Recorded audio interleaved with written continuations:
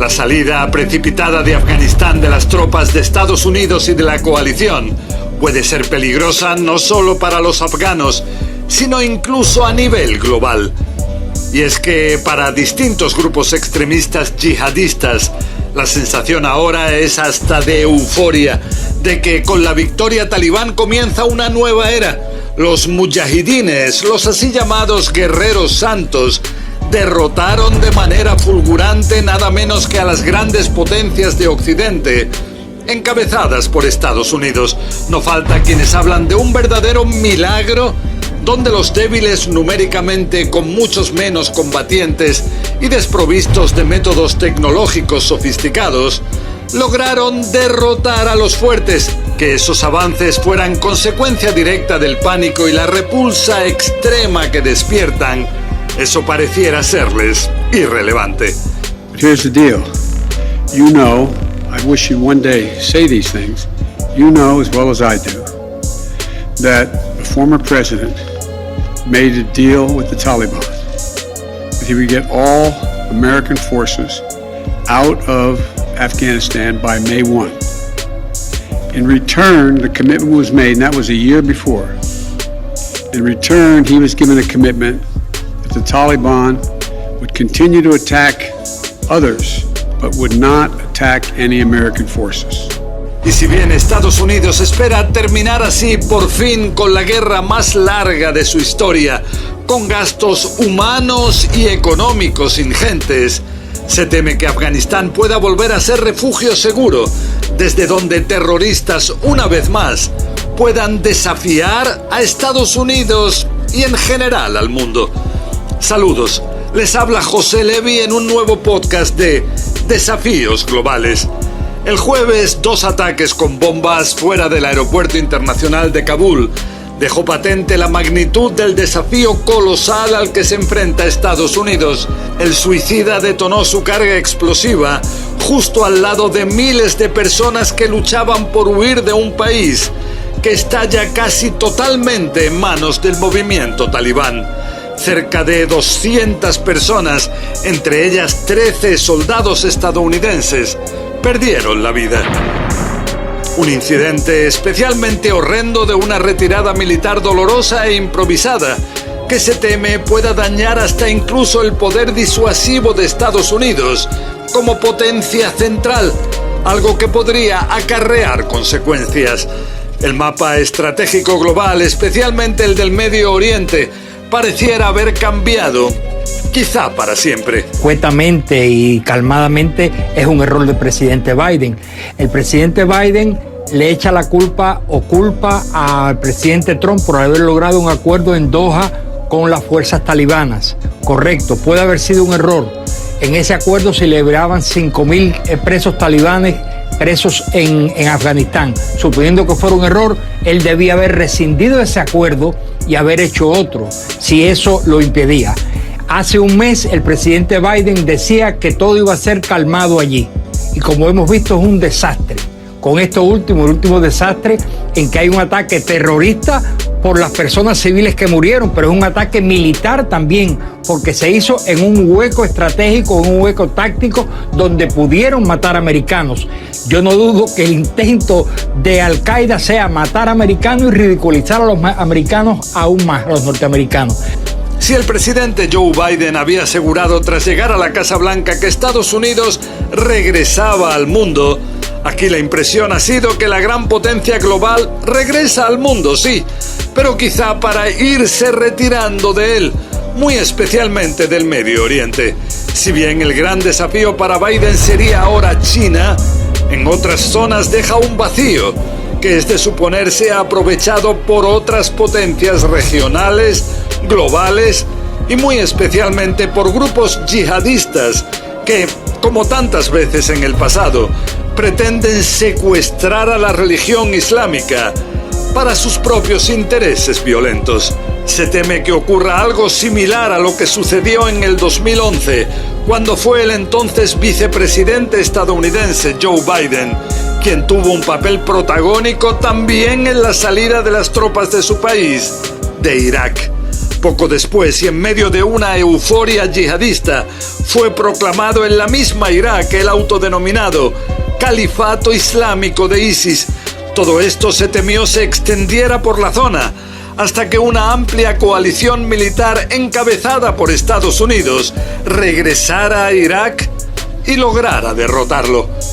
Y ya vemos que ahora en Afganistán grupos terroristas como Al-Qaeda hablan de una victoria monumental, del comienzo de una marcha en la que lograrán romper las que ven como cadenas de esclavitud, quitando del poder a tiranos, dicen, y expulsando a quienes califican de invasores de sus tierras. We would have a new government, an Afghan inclusive Islamic government.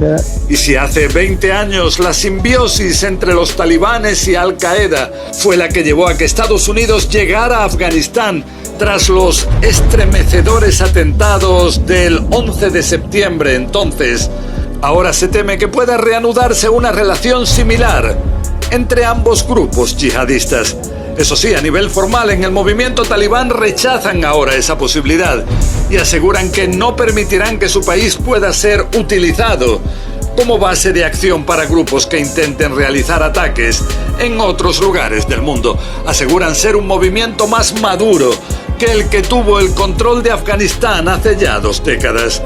Pero la desconfianza es enorme y por distintos motivos se calcula en cientos el número de milicianos de Al-Qaeda liberados estos días por el movimiento talibán de las cárceles afganas.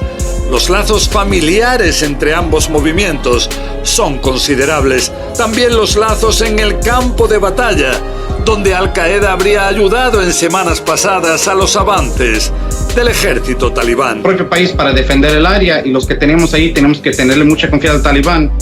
Y por mi propia experiencia yo no le tengo mucha confianza al talibán. Pues durante el tiempo que yo estuve ahí sí hubo muchos grupos extremistas como dice Ska ahí, pero no eran tan grandes como son hoy en estos días.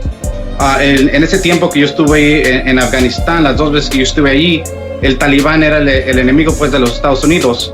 Entonces, después que los números de tropas de Estados Unidos que fueron cada vez más bajos, teníamos el problema que llegaban más grupos extremistas a tratar de tomar control de muchas ciudades, muchos pueblos ahí. Y si bien Biden asegura ahora que el peligro de estos grupos yihadistas es mucho mayor en otros países, desde África al Yemen, en su propio ejército reconocen que Al-Qaeda podría reconstituirse en Afganistán en menos de 2 años.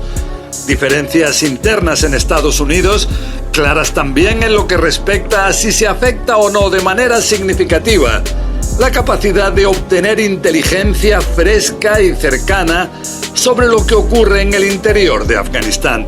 Mientras Biden asegura que la tecnología más avanzada permitirá seguir de cerca las amenazas directas que haya a la seguridad estadounidense, en la misma CIA en Washington reconocen que tras la retirada de tropas, esa capacidad se verá mermada, pues nada se compara a una presencia física en el terreno. En este contexto, el Estado Islámico Jorasán, rama afgana de ISIS, también llamada ISIS-K, está enfrentada al movimiento talibán. Incluso este grupo terrorista se responsabilizó del sangriento ataque del jueves en el aeropuerto de Kabul. Y por si fueran pocos grupos yihadistas, está también un segundo movimiento talibán, el de la vecina Pakistán, donde es de suponer que también se ven motivados por la gran victoria de sus hermanos afganos, algo de por sí preocupante cuando hablamos de una potencia nuclear como es Pakistán. Y si ya mencionamos sobre el tema atómico, los países del Medio Oriente más allegados a Estados Unidos, especialmente Israel, ven con enorme preocupación cómo la estrategia de Biden de ir saliendo de esta región daña el poder disuasivo estadounidense, también frente a la posible capacidad nuclear futura de la República Islámica de Irán. Junto a esto, 2 potencias globales que podrían llenar el vacío estratégico creado por Estados Unidos y sus aliados pueden ser Rusia y China. Si bien Moscú tiene problemas con sus islamistas en el Cáucaso y Beijing con la minoría musulmana uigur, de suponer que ambas potencias ven con satisfacción como la considerada principal potencia mundial, Estados Unidos, disminuye su presencia militar en una zona clave del planeta como es el Medio Oriente. Un cambio estratégico con enormes implicaciones globales. Si bien en el pasado Biden había destacado la importancia de temas como derechos humanos o la necesidad de reforzar las democracias en el mundo, el cambio ahora en Afganistán no refuerza esa tendencia. El mundo cambia, y no precisamente en la dirección que querría Estados Unidos, pues ni Rusia ni tampoco China muestran gran interés en esos temas. Bueno, hasta aquí este podcast. La semana que viene seguiremos con más desafíos globales que nos presente este terrible o maravilloso rincón apasionante del universo, donde nos tocó vivir.